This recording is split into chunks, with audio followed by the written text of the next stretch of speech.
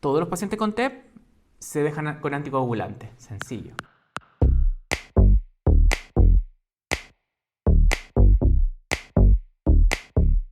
Para ir haciendo un resumen. Entonces, ¿cuándo voy a pensar en tromboembolismo pulmonar? Cuando el paciente tiene disnea, dolor torácico, hemoptisis, síncope o está inestable, especialmente si el shock es indiferenciado. Voy a aplicar mi algoritmo diagnóstico, que es el score de Wells. El score de Wells me puede salir leve, moderado, severo. Si me sale leve, moderado, voy a hacer un dímero D. Y si el dímero D me sale positivo, voy a hacerle un angiotac.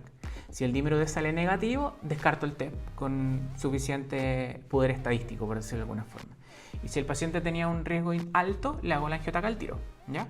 Una vez que tengo el diagnóstico de TEP, tenemos claro de que en el 99% de los casos, o para la población general no experta, uno debería hospitalizar siempre a los pacientes y tiene indicación siempre de anticoagulación. Entonces, ¿cuál es el tratamiento del TEP? Anticoagulación, o sea, no más, ¿qué más fácil que eso puede ser? Pero hay un subgrupo pequeño de pacientes, entonces vamos a clasificar a los TEP como de riesgo leve, intermedio o alto, según tenga inestabilidad hemodinámica y según tenga signos de sobrecarga ventricular derecha. Y si tiene inestabilidad hemodinámica, es decir, tenemos el TEP confirmado, o una alta sospecha por ecoscopía y descarte de otros diagnósticos diferenciales, y el paciente está en shock, se está muriendo frente a nuestros ojos por el trombo que tiene, el shock obstructivo que tiene, ese paciente, además del anticoagulante, tiene indicación de terapia con trombolítico. Y eso es con nivel de evidencia 1B, o sea, nivel muy elevado de confianza. Recuerden que ese paciente se está muriendo, entonces no le hacemos algo, se va a morir. Sencillo entonces, el TEP de bajo riesgo es el que no tiene ningún signo de sobrecarga ventricular derecha, es decir, no tiene ningún elemento que nos haga pensar de que el corazón está sufriendo, no tiene dilatación de las cavidades derechas evaluadas con el mismo angiotac, con ecoscopía, o no tiene signos de sobrecarga ventricular derecha evaluada con exámenes de sangre, es decir, tiene troponinas negativas y tiene un BNP o proBNP negativo. Entonces, el paciente que tiene un TEP de riesgo bajo, como todos los TEP, se beneficia de la anticoagulación, pero es el que tiene menor morbimortalidad, general menor del 8%, e incluso hay algunas series que ya están viendo en un paciente de bajo riesgo que tú podrías considerar que incluso se fuera para la casa con anticoagulantes orales. Entonces, yo me pongo en el ejemplo, yo pienso, chuta, si a mí, que no tengo antecedentes de cáncer ni trombosis previa, tuviera un pequeño dolor torácico por lo que voy a la urgencia, me hacen un dímero D y está positivo, me hago un angiotac y tengo un tromboembolismo pulmonar segmentario, no tengo taquicardia, no estoy hipotenso, tengo troponinas normales, BNP bajo y además no tengo signos de sobrecarga ventricular derecha desde el punto de vista imagenológico, no se ve dilatación de las cavidades derechas en el escáner, incluso con un ecocardio eso está normal. Yo, que tengo bajo riesgo, honestamente me iría para la casa con anticoagulantes noveles. Creo que en ese subgrupo específico de pacientes uno podría considerar el manejo ambulatorio, pero esto es ya más una recomendación de expertos más que lo que dice la evidencia. Se los dejo ahí para que le den una vuelta, ¿ya? Lo normal es pensar, y ustedes, especialmente si están en atención primaria o partiendo un poco con estos casos, es considerar la verdad es que si tiene un tromboembolismo el paciente hay que hospitalizarlo con anticoagulante para poder completar todo ese estudio que yo les dije. No todos los pacientes tienen acceso a hacerse un ecocardiograma en la urgencia, por ejemplo, para poder descartar que no hayan signos de sobrecarga ventricular derecha. No todos los hospitales tienen BNP. Entonces, en ese sentido, la conducta más sana generalmente siempre va a ser la hospitalización, ¿ya?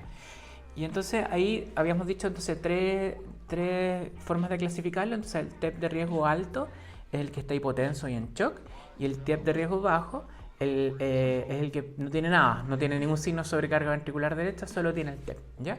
Y eso nos queda con el riesgo intermedio, ¿ya? Entonces el riesgo intermedio es súper sencillo de entenderlo, se subdivide en riesgo intermedio bajo, cuando tiene un elemento orientativo de signos de sobrecarga ventricular derecha, es decir, tiene troponinas o BNP o signos imagenológicos de sobrecarga ventricular derecha, ¿ya?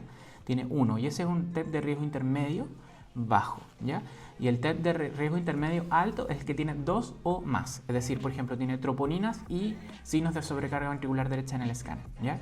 tiene troponinas y BNP elevados. Ese paciente tiene mayor riesgo y obviamente ese paciente ya se beneficia de estar en una unidad de paciente crítico generalmente para la monitorización inicial, entendiendo de que inicialmente podría evolucionar de forma con inestabilidad. Recuerden que los anticoagulantes no son instantáneos y no eliminan el coágulo. Lo que hacen es evitar que se formen nuevos coágulos. ¿Qué podemos utilizar dentro de los distintos scores para poder definir dónde dejar a nuestro paciente con tromboembolismo pulmonar?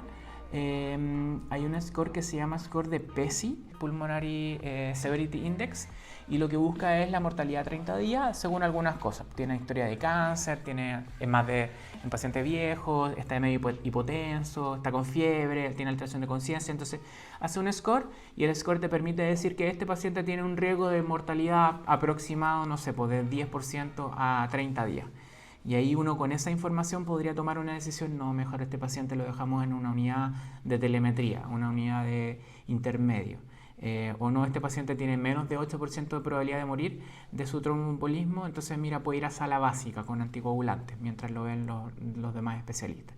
Entonces el score de PESI nos sirve como de utilidad para poder decirle a ese colega intensivista o residente que está dentro de la UPS, con respecto a la trombolisis, lo que se recomienda en el fondo es la trombolisis con actilice o RTPA, que hay dos formas de hacerlo. Yo creo que si el paciente está realmente inestable, lo correcto en el fondo es pasarle un bolo de 0,6 miligramos por kilo que se pasan en 15 minutos con una dosis máxima de 50 miligramos y después se pasan 15 minutos y después en la siguiente hora tenemos que completar la dosis de 100 miligramos, ¿ya? Entonces se le puede aplicar el bolo o no, pero lo indicado es dejar 100 miligramos de actilice o RTPA sobre 2 horas. Hay otros protocolos ya más modernos que dicen que podríamos usar tenecteplase, que puede ser un medicamento en bolo. Si ustedes los tienen disponibles, yo les sugiero en su centro repasarlo, porque esa evidencia va como cambiando en cada momento, ¿ya? Y bueno, si es que no, habría que usar streptokinasa, que es el peor de los trombolíticos que podríamos usar, pero obviamente si el paciente está muriendo está dentro de lo que tenemos que indicar, ¿ya? Y eso se dejan una dosis de carga, digamos, de 250 unidades internacionales más o menos en una media hora, y después se dejan 100 unidades hora por alrededor de 12 a 24 horas. Hay que acordarse que todos estos pacientes tienen contraindicaciones, ¿eh? Yo les recordaba que el tratamiento del TEP siempre es el anticoagulante, pero eso no quiere decir que el paciente no pueda tener contraindicaciones. O sea, la indicación es anticoagulante siempre, pero si el paciente está con una hemorragia digestiva, ahí ya no es mucho lo que podemos hacer. Y en esos casos, los que tienen contraindicación de anticoagulante, lo que se recomienda cuando el paciente no es un escenario terminal, algo que tengamos que no se puede hacer nada, en el fondo se hace, y esa es la indicación como más importante del filtro de vena cava.